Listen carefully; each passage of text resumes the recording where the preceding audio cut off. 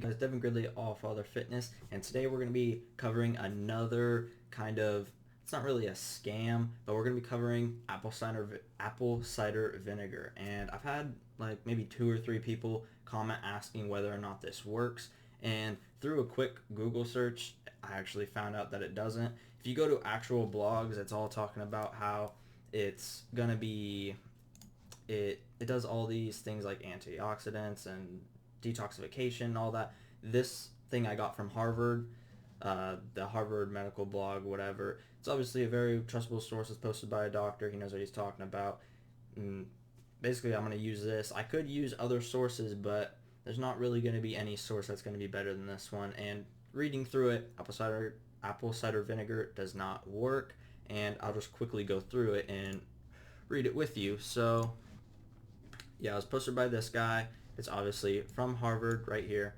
And so if you don't know what apple cider vinegar is, it's the super popular trend for the last 2, 3 years maybe, that people have been taking about a teaspoon, maybe 2 teaspoons, and just drinking it basically every single day. And a lot of people claim that it has really good fat loss, and people claim that the acid in it, because vinegar is an acid obviously, that it basically just melts your fat off and it does all these great things for you. So what can apple cider vinegar diet do for you?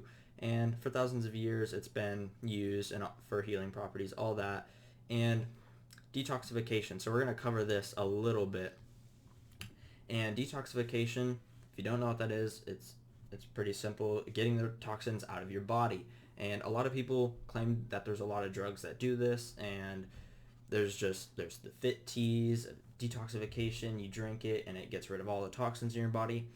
There's only there's only 2 ways that you can get rid of toxins in your body. One, don't eat things that are processed. Don't eat just bad things for you. Don't eat processed food. Don't eat sugars. Don't eat toxic stuff that's bad for you, right? That's pretty simple. The other way is something called autophagy. I covered this in one of my videos, in the fasting video, and there's 2 ways that you can achieve autophagy, and one is fasting. That's why a lot of people that actually know what they're talking about when it comes to fasting, the autophagy is something that comes up. And what autophagy is you have cells in your body that are getting old and they're not really being used optimally, or they're not able to do their job optimally. So you have hundreds of millions, maybe even trillions of cells that are specific to do certain things. You have muscle cells, you have fat cells, you have blood cells, you have liver cells, you have cells for every single thing. And some cells, they're obviously old and they're not able to work as they should. And what autophagy does is, when you fast, you're basically not giving yourself energy. So the good cells in your body, the ones that are brand new or they're just working better, they're going to basically eat the bad cells. And getting rid of bad cells, this means that when you do go and eat, when you stop your fast and you start eating again, you're going to rapidly make new cells, which is really good for you. That's obviously a very beneficial thing for you, and that's why fasting claims to be so good. And I agree, autophagy is very good for you. But the second way you can do it without fasting, because I don't agree with stop eating and then eating again. I feel as though having a balanced diet throughout the day is way better for you.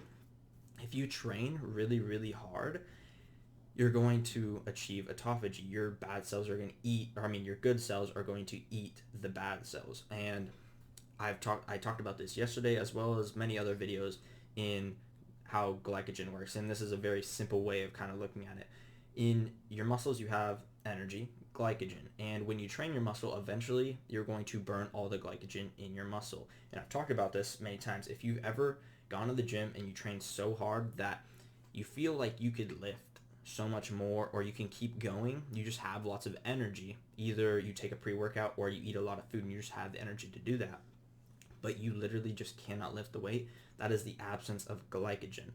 And so what is your muscle going to do to get more energy? It's either going to process food in your stomach and make more glycogen, or it's going to burn fat from your body and then take the glycogen from the fat cells and put it in your muscle. And what it's also going to do is get rid of these bad cells. So if you train hard enough, you're going to go into autophagy. Basically, you're going to achieve autophagy and you're going to have detoxification, and that's really, really important. So instead of fasting, I would definitely prefer someone, if I was training someone and they wanted to do fasting, I would explain to them that training hard is going to be better for them and more beneficial in basically every single way. And if they still want to do fasting, they can do that. It's, it's not my body, obviously, but I would more rather than just train harder and have the balanced diet, right? And hopefully they would choose that. But so there's these studies down up in here, right? This entire thing covers two studies, and um, 2009, a trial of 175 people who consumed a drink containing 0, 1, or 2 tablespoons of vinegar each day. After 3 months, those who consumed vinegar had modest weight loss, 2 to 4 pounds. So the problem I have with this, 3 months in a diet that I would give to anybody I have ever trained, but I haven't actually like trained a person, but people who ask me, like my friends or family or whoever, I give them a very simple diet of just a 500 calorie deficit per day, and that's really easy to maintain, especially if you know how to do it and you have the right foods and all that good stuff. 500 calories a day is going to lead to 1 pound of fat loss per week, and this depends upon like where you are and how much fat you have or how little fat you have. So for me, that I'm not going to burn as much fat as a person who has a lot more fat than me. So on a 500 calorie deficit, they're going to lose fat easily and not more rapidly if they're at the same calorie deficit, but they're just going to lose it a lot more easy than I would, for example, because I'm eating less food than they obviously would, right? So them going into a even lower calorie deficit is going to be a lot easier for them, and that's what I mean by that. But so what would you rather do? Have this calorie deficit where you're 500 pounds deficit per day, you're losing 1 pound per week, or would you rather just take 1 or 2 tablespoons of this and lose 2 to 4 pounds within 3 months? In 3 months, I could get you to lose 4 times 3, that'd be 12 pounds instead of 4 pounds. And that's just from this. Or you can have something more sustainable than just drinking vinegar every single day. And yeah. And it mentions lower triglyceride levels than those who drank no vinegar. And I read a lot about this too on a bunch of other different things, and it is true that it lowers your triglyceride levels. I don't really think you or I need to worry about that. If you're working out and you're eating a balanced diet, you really shouldn't have any other health problems unless they're genetic health problems that you can't really do anything about, right? So for the average person, I really don't think you need to be worrying about this. And if you do need to be worrying about this, I wouldn't want, if I was a doctor, I wouldn't say, yeah, you should take vinegar. No, I would try to treat it with something that's more practical and like an actual antibiotic or whatever you need to take to fix that, right? So I wouldn't rely on something like this. So another small study found that vinegar consumption promoted feeling fuller after eating.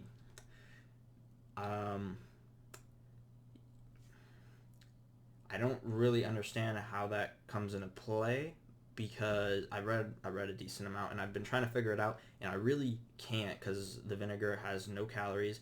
It's not like it's full of fiber. It's just an acid that you eat or drink, I mean.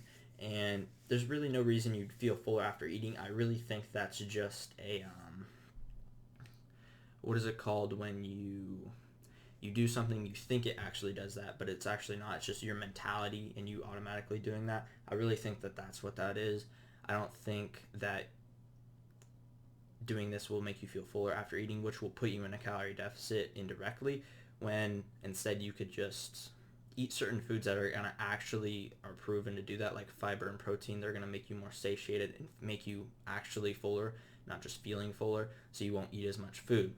So there it is. A more recent study randomly assigned 39 study subjects to follow a restricted calorie diet with apple cider vinegar or a restricted calorie diet without apple cider vinegar for 12 weeks. So 12 weeks you'd be able to lose 12 pounds if you're on a 500 calorie deficit. And it was quite small and short term, but it doesn't matter, whatever. And it said, while both groups lost weight because they're in a calorie deficit, I'll preach it till the day I die. Calorie deficit is the absolutely only way to lose weight in this. And maybe it does make you lose 2 to 4 pounds within the 3 months, but a calorie deficit is always going to do it better, faster, more efficiently, and it's going to be for life. I doubt anybody wants to drink apple cider vinegar for life. Yeah. In all scientific evidence that vinegar consumption is a reliable long-term means of losing excess weight is not compelling. On the other hand, a number of studies suggest that vinegar might prevent spikes in blood sugar in people with prediabetes, blah, blah, blah. I also read about that it is able to lower your blood glycogen levels and lower blood sugar, which lowers your insulin level, which is really good. But like I said, if you're a normal individual that works out, you have a pretty good diet, you really don't need to be worrying about anything like that unless you have a genetic predistribution, like by your family, that you might get diabetes or you might have pre-diabetes or whatever. But for the average person, I really don't think you need to be worrying about that. And again, I wouldn't want to take apple cider vinegar to fix that. I would rather do something that a doctor would tell me because they obviously know what they're talking about. So basically, he goes over everything that he just went over, right? And the conclusion is that it doesn't work. I'm trying to find it while talking. It's not really working out. Okay, there it is. First sentence. If you are trying to lose weight, adding apple cider vinegar to your diet probably won't do the trick. Obviously. So it doesn't work. What is going to work is a calorie deficit. You don't even need, I was going to say having someone look after that, like a trainer or something. You don't even need to do that. It's very simple to go into a calorie deficit and be able to do that. And I wish more people would look at doing that, but for some reason they don't. They feel as though it's too hard or it's too harsh on your body or whatever it is. I feel like drinking literal acid is a lot worse, but that's just my opinion. If you want to lose weight, go into a calorie deficit. That's what's going to work. 100%. It's proven.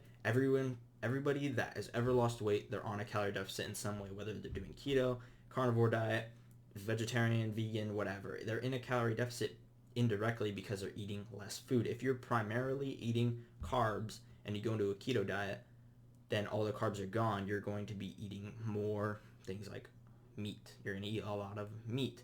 And if you're eating a lot of meat, you're going to be eating more protein, which means you're going to be more satiated, which means you're not going to be eating as much, as well as the fact that since you took your main source of food away, you're not going to be eating that. So you're going to be in a calorie deficit indirectly, and that works for every single diet. Now, I don't know why people need to go into keto or carnivore or vegan, vegetarian, whatever diet it is to do that instead of just being in a calorie deficit. And I'm getting really tired of the fitness industry doing things like this, and it really is because there's just too much knowledge, really. It's because of the internet. People want to make money. They start saying random things. They want this to work. They want that to work. They want it to be easy. There's no easy way out. There is a calorie deficit is going to make you lose weight. Just like lifting weights is the only way you're going to build muscle. You can't just like inject steroids and gain muscle. That's not how it works. Contrary to popular belief, that's not how it works. You have to still lift. You have to have stimulus. You have to have the things to build muscle. It might make it easier, but it's not going to do the work for you. You have to learn to do the work for yourself. So something like this is short term if it works at all. Do something long term that you can do for life, which is going to be a calorie deficit. And eventually, when you get to your goal weight, whatever that is, you won't need to be in a calorie deficit. You can be in a calorie maintenance and you'll be perfectly fine. You'll never gain weight. You'll never lose weight unless you're building muscle. Obviously, then you'll gain weight. But yeah, that's really all I got on apple cider vinegar. A lot of people wanted me to do a thing on it. One quick Google search basically proved that it doesn't work. If you wanted to go and read studies, I'm sure you could. And the person who wrote this obviously had 2 studies in there. And it might work a little bit, as the study suggested, but does it work as well as something like a very easy calorie deficit diet? No, it doesn't. So why would you even go through the trouble of doing something like this when it's not even proven, while a calorie deficit is proven? You see what I mean? So, like I said, that's all I really got on this. I hope it helped you. If it did, please leave a comment down below and let me know that it did help you, obviously. And if you like the video, please watch my other videos. I have a bunch down in the description, as well as the entirety of my channel. And if you like this video or any other video that you have watched, please subscribe to the channel. It means a ton to me, as well as liking the video. Helps the YouTube algorithm, and it gets me more views and more subs and all that good stuff. More people to learn, more people to get on the right track, and more people to be healthy, and that's what this is all about. This is why I do all that. But that's all I really got for today, and I will see you in the next one.